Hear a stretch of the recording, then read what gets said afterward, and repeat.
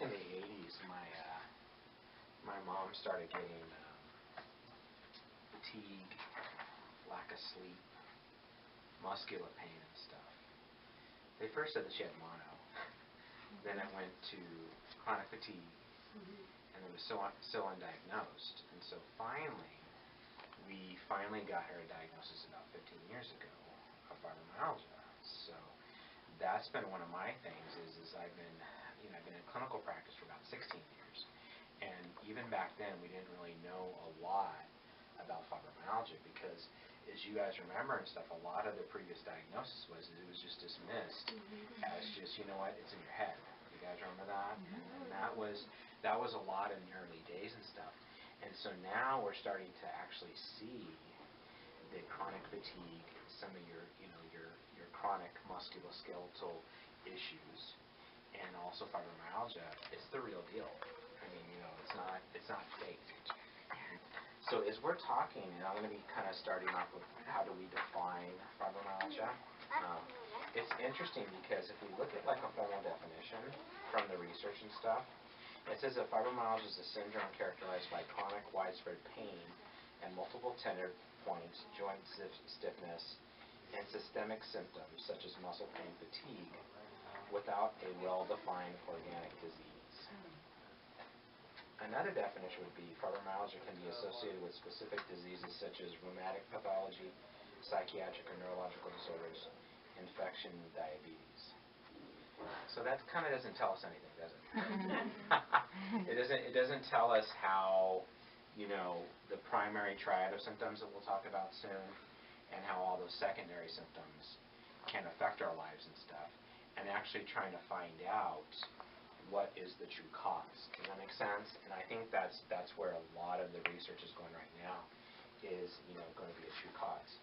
Now, as you guys know, when we talk about prevalence and stuff, it's really it affects around 5 million or more Americans. We understand that, and it's primarily in women, but I see it a lot more in men now too. Okay, and I don't think the numbers are catching up to where it's at, because it's funny because a lot of my patients that I see in the clinic, they have fibromyalgia, but they always have secondary issues. Okay, they might have some musculoskeletal stuff, but it's really, they might have some like rheumatoid arthritis or some osteoarthritis. And so a lot of times we're seeing that the fibromyalgia is clustered with other types of issues and stuff like that. Does that sound kind of understandable to everybody? Okay, and then a lot of times too I see the chronic fatigue syndrome too, and that's a really difficult thing because one day you feel great, the next day you feel like the truck just ran over you in the morning the first time you get up. So it can be really, really challenging. And so we can see that when we talk about these chronic pain disorders and stuff like that, it's really hard to put it in a diagnosis when you see the doctor, because they diagnose you, then it's straight to medication. Does that make sense? And I think a lot of times people don't deal with the physical aspect, because we all know that our bodies are designed for movement. We have to be able to move. And as we know, the benefits of exercise, cures a lot of diseases. And we're all physically active, and so when you don't feel like working out, it's hard to find that. Well, that's one of my research emphasis, is trying to bridge that gap, because they give you medication and then you're supposed to deal with your whole life. There's a big piece of land, in my opinion, that has not been addressed. Sure, they say, go to aquatic therapy. Sure, they say go walk, but that doesn't give us anything else. Does that make sense? They give you exercises and say, oh, you should do this, but there's really no parameters. There's really no one who's taking the bull by the horns to say, look, this is what we're seeing with fibromyalgia, CFM patients, chronic fatigue, musculoskeletal patients who are low, medium, and high level. We've never really taken a chance to be able to categorize people and say, look, here's where you're at, here's some recommendations. Does that make sense? So that's kind of where my heart is because my mom is very low level. Some days, I mean, and now, she also gets like migraines.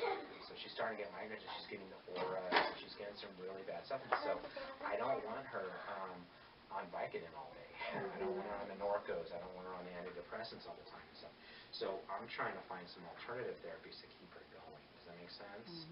Okay, so that's kind of where my heart is and where I'm kind of looking. So let's talk about some of the latest stuff that's in the research, okay? And this is the most as soon as yesterday when I was looking at things, is that if we look at like the traditional theories, it's kind of interesting when you guys go back and you look. Before they used to use 4 main diagnoses for kind of like fibromyalgia. They thought it was caused by chronic fatigue syndrome. That was the blanket diagnosis.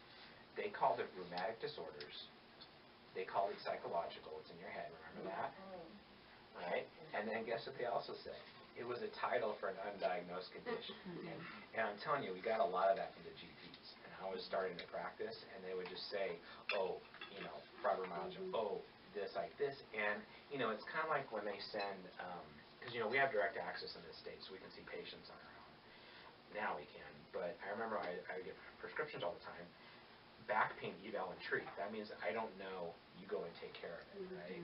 And we got a lot of those blanket diagnoses over the years and stuff. And so now though, once the funding started coming in, we started getting more research. We started to realize that there's actually more to fibromyalgia and chronic fatigue and all these chronic widespread pain disorders than what we thought. And so if we look at the next slide, we can see that they're starting to link a lot more things, like environment, okay? Environment could be your psychosocial environment.